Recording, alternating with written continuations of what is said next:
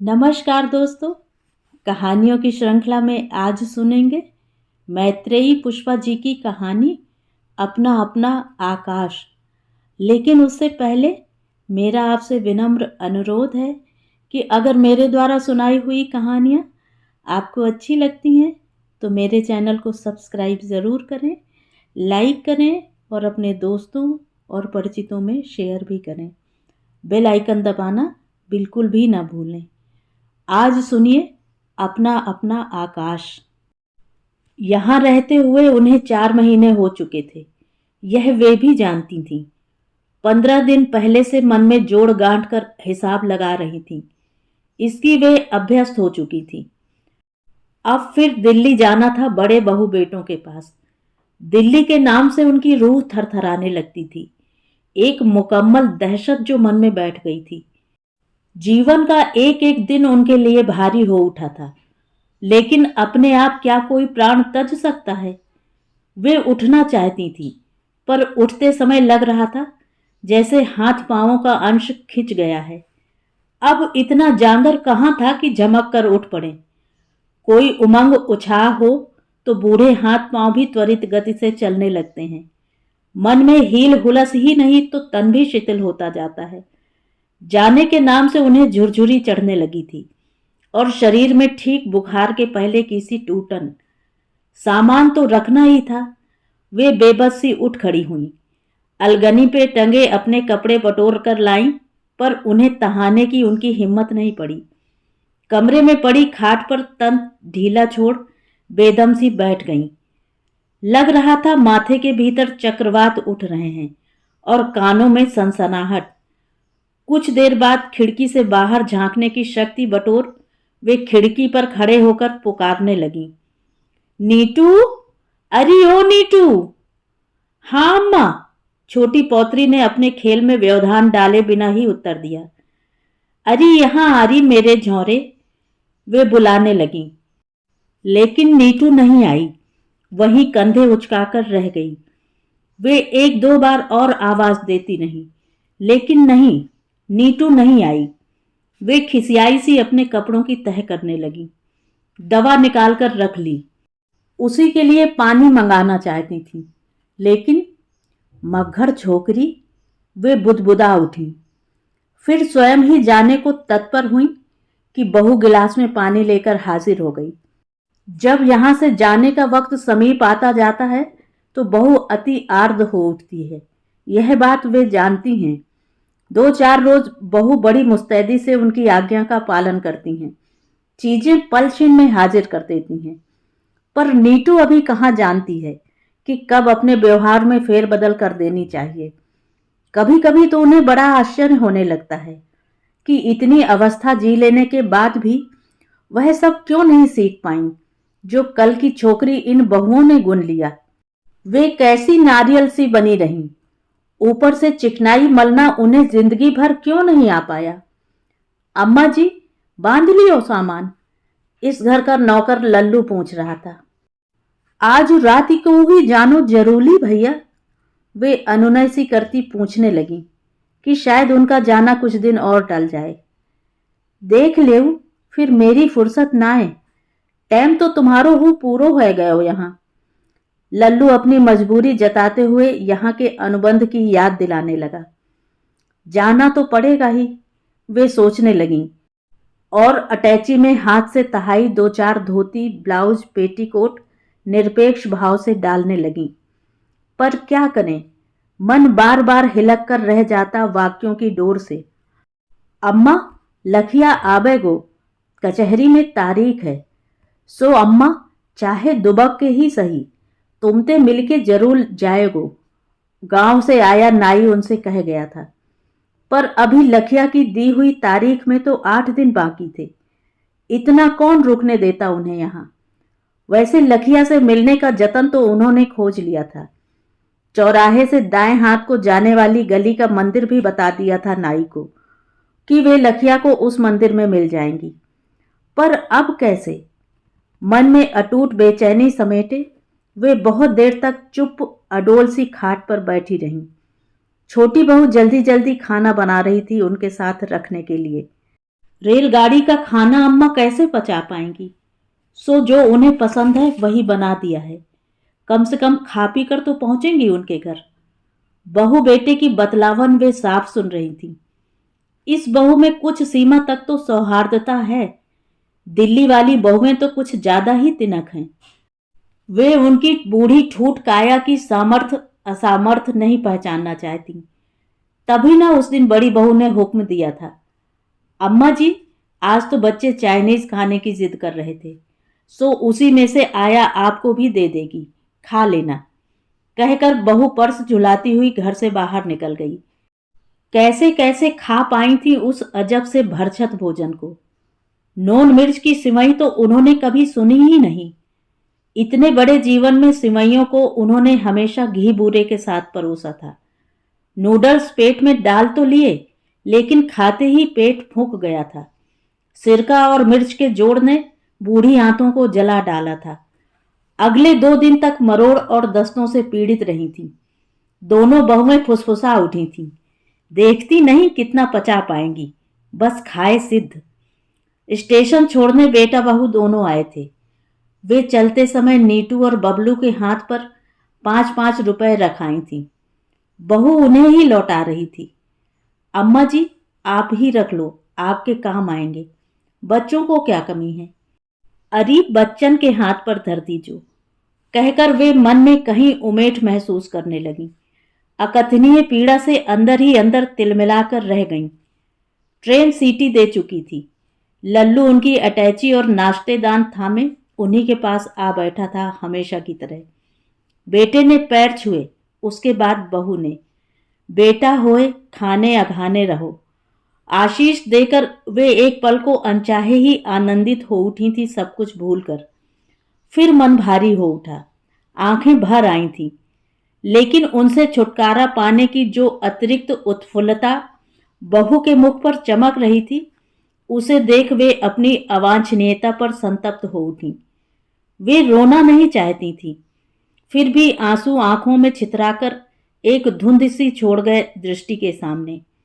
गाड़ी सरक ली थी और शहर से दूर होते उन्हें लग रहा था जैसे वे बेगानेपन के बियावान में भागती हुई अनंत रेगिस्तान की ओर जा रही हैं, जहां कोई अपना था ना आत्मीय।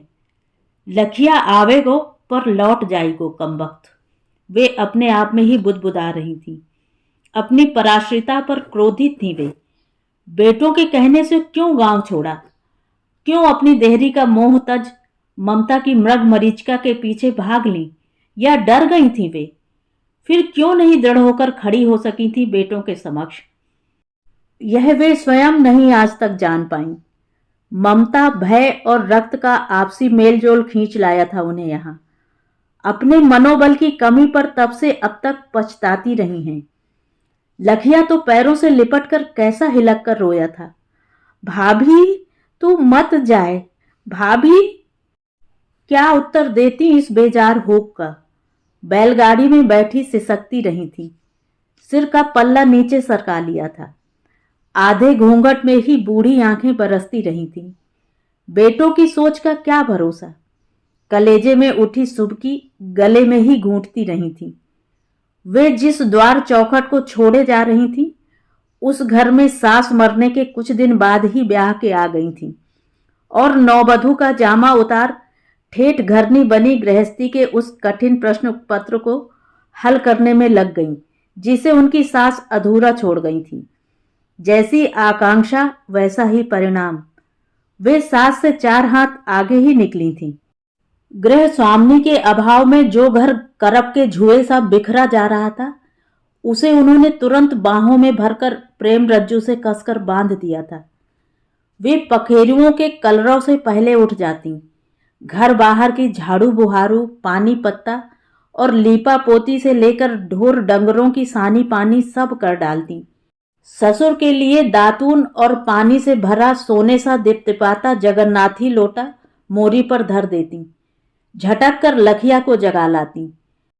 सूरज मूड़ पे चढ़ो है और तुम खटिया पे सोए रहे, उठो कुल्ला दातून करो। लखिया कैसा अल्हड़ बछेड़ा सा मिला था उन्हें, इधर उधर उजबक सा फिरता, पांव में ओक बहाए, आंखों में कीचड़ और दांतों पर पीलेपन की परत। कुछ दिन तो लिहाज में चुप ही रही थी। उम्र में छोटा है तो क्या, है तो देवर ही, पर उसकी बावरी वेशभूषा और गंदलापन वे ज्यादा दिन बर्दाश्त नहीं कर पाई थी। प्यार से कहती तो वह सुनता ही कहाँ था। ज्यादा से ज्यादा धुली कमीज पहनकर सिर पर टोपी धर लेता, पर टांगों में वही पट्टे का घुटन्ना लटकाए पूरे गांव में चकफेरी करता रहता, गिल्ली डंडा बजाता रहता। बड़ी मुश्किल से पाजामा पहनने की आदत डाली थी और कंचे गुच्ची से छुड़ाकर तख्ती पकड़ाकर स्कूल को ठेला था। पर क्या वह तख्ती से आगे बढ़कर स्याही कॉपी पकड़ पाया? तख्ती टाट पकड़े ही होठों पर रेख निकल आई थी। हाँ, भाभी के वचन पालन करते करते जरूर वह पालतू मेमने सा हो उठा था। घर में ससुर, विधुर चचिया ससुर, अनब्याहा जेठ, पति, लखिया और मेहनती मजदूरों की रेल पेल। अच्छा खासा कुनबा था और अकेली औरत जात वे। रोटी सेंकने बैठती तो सुबह से दोपहर हो आती, पर वे जरा भी तो नहीं डगमगाई थी कभी। उनकी सहजता देखकर क्या लगता था वे अपने परिवार की नाजोपली सबसे छोटी पुत्री होंगी, जिन्हें माँ और भाभीियों ने तवे पर चंदियां नहीं डालने दी थी। उनकी दक्षता देखकर ही तो ससुर ने कनस्तरी भरे स्वर्ण आभूषण उन्हें ऐसे सौंप दिए थे जैसे किसी विवाह गृह से आया लड्डू कचौड़ी का परोसा हो, और वे उसे कभी उपलों में दाब आती, कभी अनाज भरे अड्डे में गाड़ आती। तब बैंकों में रखने का चलन ही कहाँ था। सोचकर अपनी चतुराई पर वे स्वयं ही मुस्कुरा उठी। चतुर सुघड़ बहु सम्मान और सराहना की दावेदार थी। कारज व्यवहार, परब त्योहार सबकी अग्रणी बनी रही थी। समय कैसे सुरख के पाखी सा उड़ गया, उन्हें खबर ही कहाँ लगी थी। वे तो भोर से सांझ और सांझ से भोर को जीवंत करती रहीं। इसी बीच वे 3 बेटों की मां बन गईं। लखिया का ब्याह हो गया। लखिया का संबंध करते समय ससुर जी को उन्होंने कितना रोका था। पड़ोसी का लड़का बुलाकर उससे नाहीं कराई थी। तर्क दिलवाए थे कि लखिया को अभी शादी ब्याह का क्या शऊर, लेकिन अब का कल्ला फूटेंगे जा लखिया में, कहते हुए ससुर जी हुक्का गुड़गुड़ाते चौपाल पर निकल गए थे। जवान जहान बहू घर में आ गई तो लखिया कैसा दुबका दुबका फिरा था। भाभी का पल्ला एक पल को नहीं छोड़ता था। हर काम तो उसने भाभी से पूछ कर किया था। फिर अब कैसे? उसकी भाभी भक्ति देखकर कभी कभी तो उन्हें ही खटका होने लगता, बहू क्या सोचेगी, भाभी का चाकर उसका पति कैसे बर्दाश्त करेगी। धकिया पिछिया कर किसी तरह रात को बहू के पास भेजा था, पर वहां भी ढाक के वही 3 पात। वे सवेरे ही बहू के पास जाना चाह रही थी, पर बार बार हिम्मत बांधने पर भी मन अड़ियल तुरंग सा पीछे हटता ही चला जाता। कैसे पूछेंगी नई ब्याही से कि इस लखिया में मर्द पने के लक्षण है कि नहीं। वयस में वे बहू की कोई हम उम्र तो थी नहीं, लेकिन चिंता रात भर उन्हें दीमक सी खाती रही थी। एक पल को पलक नहीं मूंद सकी थी। उसी बेचैनी वश पूछ बैठी थी रात की बात। बहू खिलखिलाकर हंस पड़ी थी। काहे को हंस रही है री बिंदु, बता ना। वे स्वयं नई दुल्हन की तरह शर्मा उठी थी। नीचे आंखें किए कपोलों पर लाली दौड़ गई थी। जी जी बिंदु हंसी नहीं रोक पा रही थी। अब कछु बोलेगी हूं कि हंसत ही रहेगी। वे आतुरता से भर उठी थी। बोल जल्दी। जीजी जीजी काहे को भेज दिए तुमने? पहले तो नीचे को मुंह करे ठाड़े ही रहे, फिर हाल भय पिल्ला से कुई कुई करके सोई गए। मैं झजकोरी झजकोरी के हार गई, अब तक ना ही उठे। अब तुम ही जगाए ले जाए के। उन्होंने अपने माथे पर हाथ दे मारा।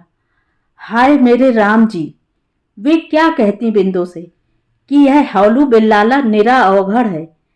अरे खाना पीना और यह सब तो चिरई चिरवा भी जानते हैं, फिर यह तो मानस मनिक का पूतरा, कौन समझाए इस मूर्ख को। वे अजीब सी दुविधामयी चिंता से घिर उठी थी। वह तो विंदो समझदार निकली कि बालक की तरह भाभी के पल्लू से बंधे पति के प्रति कभी रोष प्रकट नहीं किया। सारे घर का काम उठा लिया था बिंदु ने। अपनी जीजी को तो किसी काम को हाथ नहीं लगाने देती। लेना देना, ऊपर का इंतजाम और घर की मुख्तारी ही रह गई थी उनके जिम्मे। जिठानी के तीनों बच्चों का लालन पालन भी बिंदु ने अपनी ही गोद में डाल लिया था। वे पूजा पाठ करते करते 100 बार ठाकुर जी को माथा झुकाती कि हे मेरे प्रभु, लखिया के बचपन को हाथ लगाकर जरा सा सगुना क्या दिया, मुझे बदले में ऐसी हृदय की टूक सहोदरा बख्श दी। मजाल है कि बिंदु जीजी के बिना कौर तोड़ जाए। वे 1000 बार कहती, अरे बिंदु खाए ले री, कब तक भूखी बैठी रहेगी। पर वह दोनों का भोजन एक ही थाली में परोसकर बैठ जाती। आ जाओ जीजी, अब बहुत है गई पूजा, और कहाँ मांग रही हो अब राम जी से, सब तो है, कहकर जोर से हंसने लगती। बिंदु हरगिज ग्रास न तोड़ती जब तक कि वे तुलसी के चौरा पर लोटा न ढार लेती। बहुत समय बीत गया था, पर बिंदु के गर्भ में आस नहीं ठहरी थी। मोहल्ले में खुसुर फुसुर होने लगी थी। वे घबरा उठी थी बहुत अधिक। जब पहले पहल बिंदु के पांव भारी हुए तो उन्हें लगा था वे ताई नहीं दादी बनने जा रही हैं। हौस हुलस से भरी वे कृष्ण कन्हैया और यशोदा के गीत गाया करती, हाथों हाथ रखती बिंदु को। पर वह भी मरी बड़ी अड़ियल थी, ना जाने कब खेत पर जाकर चौड़ी नाली का पाट फलांग गई। तबीयत बिगड़ी तो वे बैलगाड़ी में धरे इस डॉक्टर से उस डॉक्टर पर भागती रही थी, लेकिन कहाँ ठीक हो सका था कुछ। कच्चा ही गिर गया। बिंदु ही मुश्किल से बच पाई थी। उनके पति को न जाने कौन सा रोग लगा था कि गंवई गांव से लेकर शहर तक के इलाज उपचार हुए, लेकिन वे एक दिन और इसी तरह ससुर चचिया ससुर मृत्यु पथ पर अनुगामी बने चल दिए। अनब्याहे जेठ तो कब के साधु होकर चले गए थे। बड़ों का साया सिर से उठ गया। रह गए वे और लखिया। अनाथ हुई पूरी गृहस्थी का वजन लिए, पर लखिया समय का नाजुक मिजाज पहचान कर रातों रात कैसे घर का पालनहार बनकर खड़ा हो गया कि वे स्वयं विस्मित रह गई थीं। उनके तीनों बच्चों की पढ़ाई में रंच मात्र का अंतर नहीं आने दिया था लखिया ने। भीषण लू लपट और शीत सरकती रातों को बराबर करके वह बैलों के साथ बैल की नाई जुतता रहा। रक्त स्वेद मिलाकर धरती की कोख में बीज बोता रहा और फसल समेट बेचकर भाभी के हाथ पर पाई पाई रखता रहा। भतीजों को पढ़ा लिखाकर योग्य बनाने का व्रत साध वह स्वयं धरती की धूल में मिलता रहा। आड़ा समय भी निकल गया, अच्छे ही वक्त की तरह। तीनों बेटे बड़े हो गए। बड़े दोनों दिल्ली में नौकरी करने लगे। छोटा आगरा में बैंक मैनेजर हो गया। लखिया का श्रम सफल हो गया था। वे निछावर हो गई थी पुत्र सरीखे देवर पर। शादी की बात आई तो जाहिर है कितने ही धनाढ्य शहरी कन्याओं के पिता उनके बेटों के ससुर बनने का सौभाग्य खोजने लगे। उन पिताओं को योग्य दामाद चाहिए थे, इसके अतिरिक्त और कुछ नहीं। शादी भी उनके बेटों ने शहर में पली पुसी कन्याओं से की। गांव की अल्हड़ गंवार को वे कैसे निभा पाते। शादी की बाबत बेटे ने माँ और चाचा को पूछा ही कहाँ था। बस खबर दे दी थी कि इस तारीख को चली आए। सो वे लखिया और बिंदु को लेकर चली गई थी। गांव आकर बड़े ताने उलाहने सुनने पड़े थे। बेटा ब्याह लियो और एक खीकरी तक न दिखाई। अब वे किसी को क्या बताती कि वे बुला ली गईं, यही क्या कम था। वैसे उस समारोह में वे तीनों मेल ही कहाँ खा रहे थे। गांवपुरा में वे भले ही मुखनी बनी रहीं, किंतु अपनी कोख जाए पुत्र के विवाह में वे लखिया और बिंदु को समेटे पीछे की कुर्सियों पर लुकी छिपी अजनबी सी बैठी रही थी। समधी के पूछने पर छोटा उन्हें बुला ले गया था, तो वे सहमति सुकुड़ती विशाल स्टेज तक पहुंची थीं। बहू लड़के ने जग रीत निभाने को पांवों का स्पर्श किया तो वे अंतर मन तक भीग उठी थीं अपनी ही आर्द्रता से। उसी भावातिरेक में डबडबाई आंखों सहित मुख को बड़े के कानों तक ले गई थीं। चाचा चाची हूँ बैठे हैं, उनके हूँ। वाक्य पूरा नहीं कर पाई थी कि दूल्हा बने बेटे ने मुख दूसरी ओर फेर लिया। तथा किसी नवागंतुक की बधाई लेने मशगूल हो गए। परंतु उन्होंने अपने समधी के नवजामाता को अनाथ होने के कलुष से तो बचा लिया था और कुछ समय तक वहीं अवांछित सी खड़ी रहकर पुनः अपनी तीन की बिरादरी में आ मिली थी। कैसी विकट वेदना महसूसी थी। 9 महीने गर्भ में रखा उन्होंने, पाल पोस कर खड़ा कर दिया बिंदु ने, और खून पसीने से सींचता रहा लखिया। मन में असंख्य कीकर बबूलों की अव्यक्त चुभन लिए अनायास ही दुर्याय से वे तीनों तटस्थ भाव से तमाशाई बने बेबात सारी रात जागते ब्याह देखते रहे थे। बस यही पुनरावृत्ति होती रही हर ब्याह में, हर नई बहू के आगमन पर। इसी पीड़ादायिनी स्थिति से गुजरती हुई वे खून को सफेद होते देखती नहीं, हलक में विष उतारती नहीं। खैर, जो भी हुआ होकर गुजर गया। वे रह तो रही थीं अपने गांव में, अपने पति के निज आंगन में। बेटों और उनकी गृह स्वामिनी बहुओं से उनका सरोकार ही कितना था। आंख ओझल होने का सुख भी कितना बड़ा होता है, उन्होंने यह पहली बार जाना था। बरस साल गुजरने लगे, लेकिन अचानक एक दिन वह क्षण आया जब गांव आकर उनके बेटों ने अप्रत्याशित ज्वालामुखी का विस्फोट किया था और निकलने वाले लावे की झुलस वे आज तक झेल रही हैं आंखें मीचकर। काश उस दिन उस ज्वालामुखी की आग से वे जलकर भस्म हो गई होती तो बेहतर था। तीनों भाइयों के रहन सहन के स्तर एक थे, उनकी हर बात आपस में मेल खाती थी। पर लखिया तो अनमेल था। लखिया से निभाना दूभर था उनके लिए। फिर क्या पड़ी थी उन तीनों को गांव से तार जोड़े रहने की? क्यों वे अपने आप को असुविधाओं के दलदल के बीच धकेल कर बड़े अफसरों की दुहिता अपनी पत्नियों के समक्ष अपने अहम को तुच्छ होने देते? अतः अब समस्याओं का समाधान एक था, सिर्फ एक, और बाप दादों की जमीन के बंटवारे का प्रश्न पुत्रों ने मां के समक्ष फांसी के फंदे सा लटका दिया था। वे कहां कहां नहीं भागी थीं, किस किस के पास नहीं गई थीं कि कोई उनके पुत्रों को समझाए कि जिस चाचा से वे धरती बांटने की बात कर रहे हैं वह उनके निज जनक से ज्यादा पूज्य हैं, आदरणीय आत्मीय हैं। शिराओं में दौड़ता रक्त अवश्य माता पिता का है, लेकिन सुगढ़ शरीर सौष्ठव दिन रात एक कर विंदो ने दिया है और शिक्षा का कवच पहनाया है इसी अनपढ़ चाचा लखिया ने। अपने ही बेटों के समक्ष भिखारिन सी हाहा खाती रही थी, दूध की लाज रखने की भीख मांगती रही थी, दादा और बाप की आबरू का वास्ता देती रही थी। पर वे क्यों मानते? दुनियादारी की किताब का हर पृष्ठ घोंट कर पीने वालों को कोमल मिट्टी का मोह व्यापता है भला? अपने बेटों की वाक्पटुता और बुद्धि चातुर्य के समक्ष वे निरी मूर्ख बनी पराजित होती रही थी। उनके बुद्धिमान पुत्रों ने जाने कैसे कैसे बंटवारा किया था कि विधुर निसंतान चचिया ससुर और जेठ के हिस्से की जमीन तीनों भाइयों में बेहिचक बट गई थी। लखिया को तो अपने पिता की जमीन का आधा हिस्सा ही मिल पाया था, वह भी ऊसर बंजर। तहसीलदार से लेकर ऊपर नीचे के सभी सरकारी मुलाजिमों पर तीनों बेटों का जादू बोल रहा था। वहां लखिया को कौन पूछता, कौन सुनता उसकी? कभी उन्होंने सोचा था कि बड़ा जब पहली तनख्वाह लाएगा तो लखिया के चरणों में धरवा देंगी, लेकिन पुत्र सरीखे लखिया के भतीजे उम्र भर बैल की तरह जुतने के लिए ऊसर बंजर जमीन उसके नाम लिखवा गए। उनके अपने ही रक्त अंश।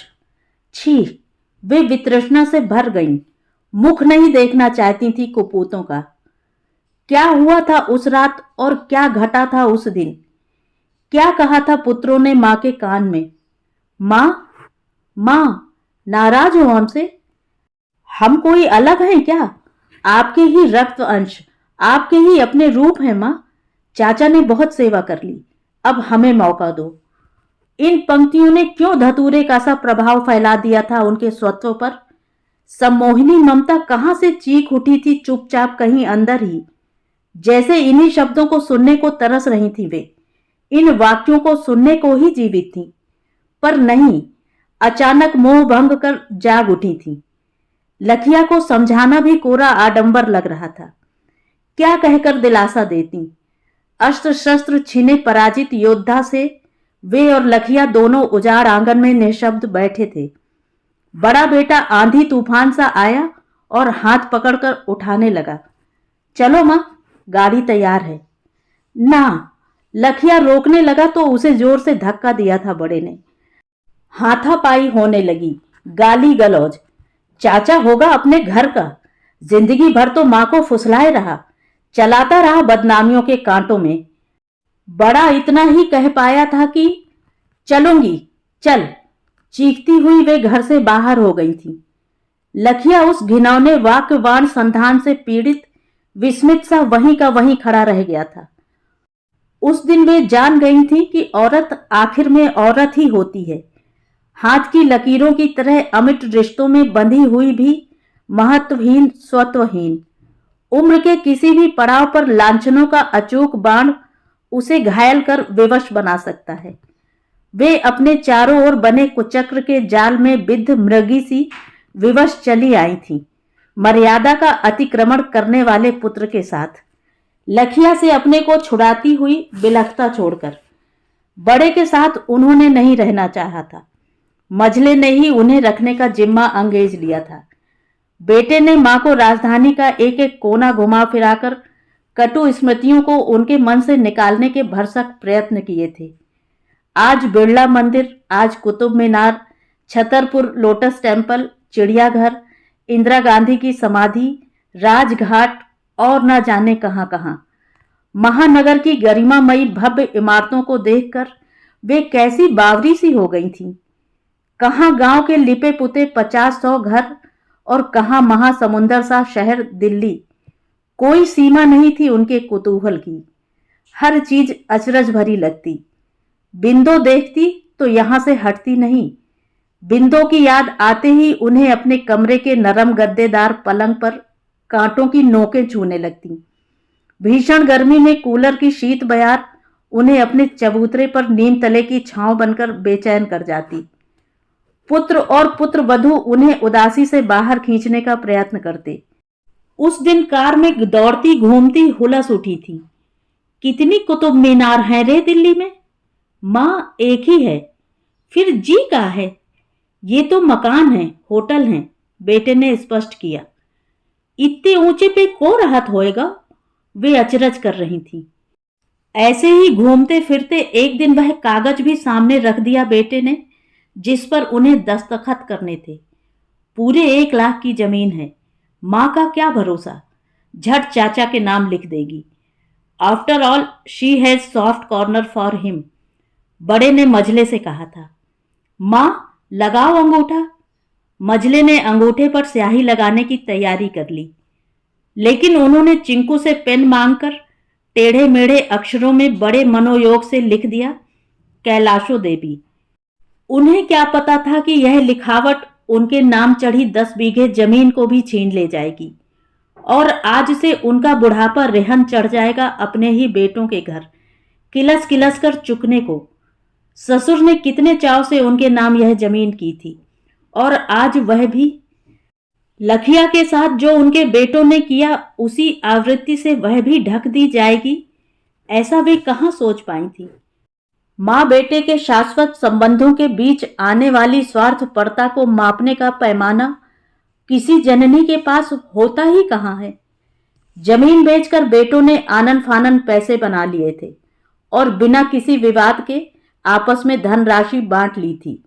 गांव से नाता तोड़कर गंगा नहा लिए थे। उन्हें तो इस बात का उस समय पता भी नहीं चल सका था। सब कुछ चुपचाप हुआ था। उनको अपने पास रखने के नाम पर अब तीनों बिदकने लगे थे।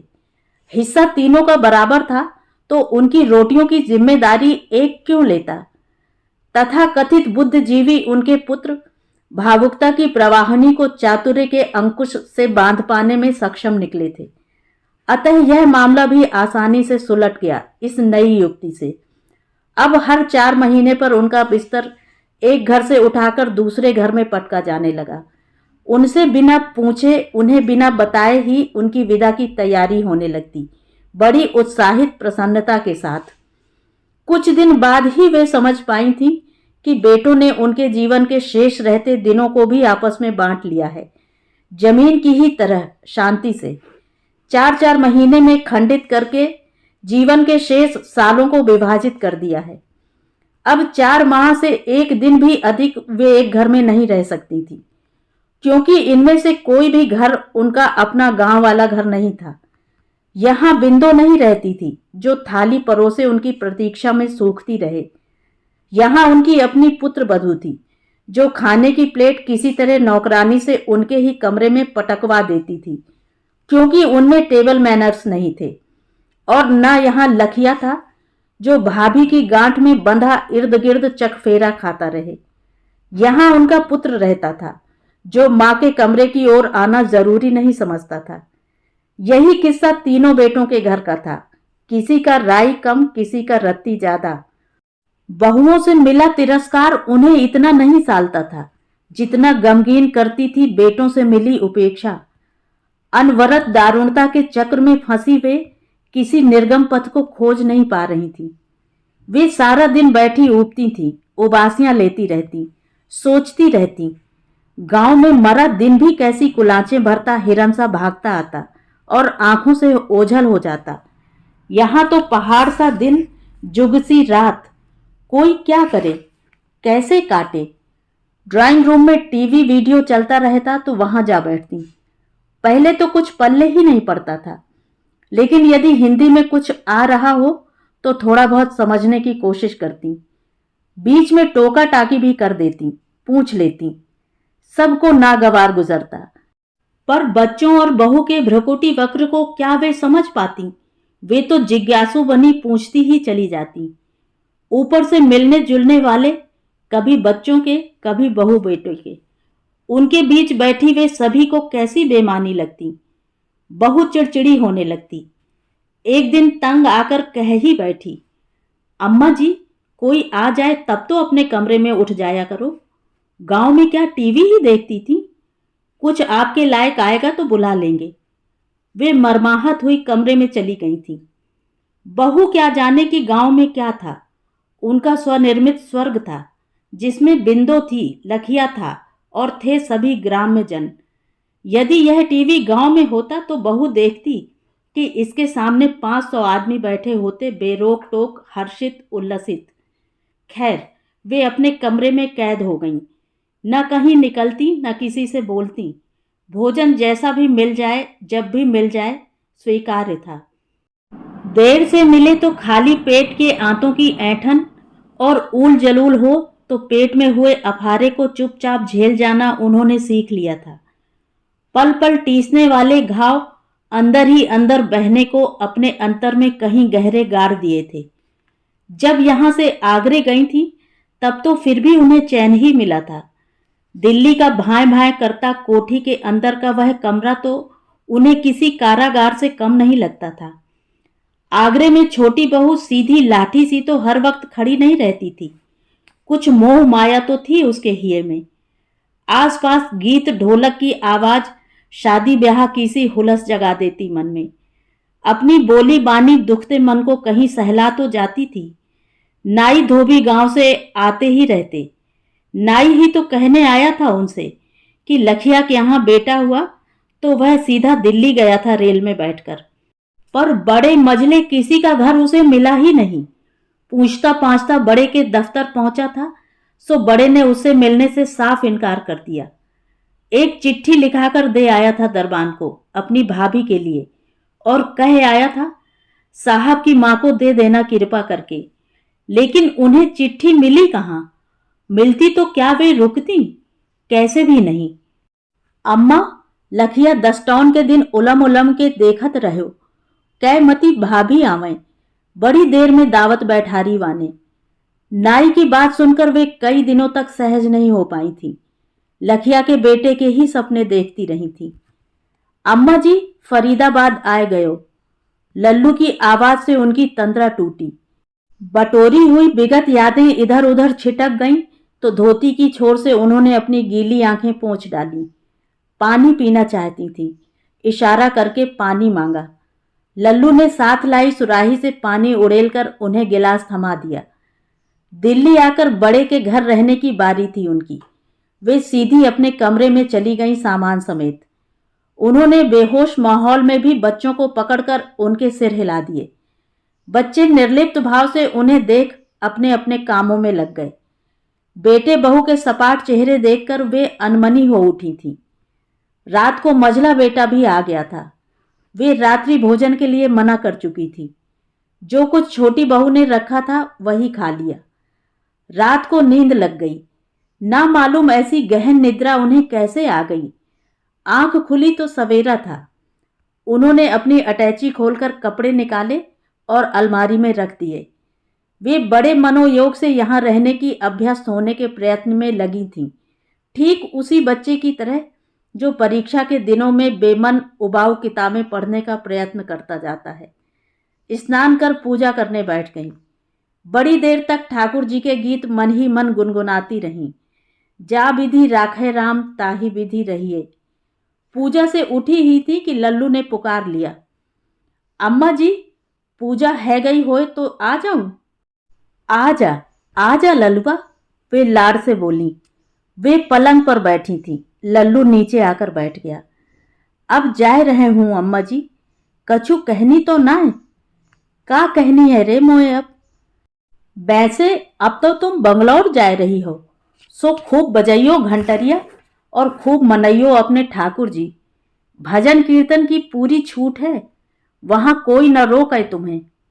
कहाँ रे, कहाँ की बात कही रहे हो?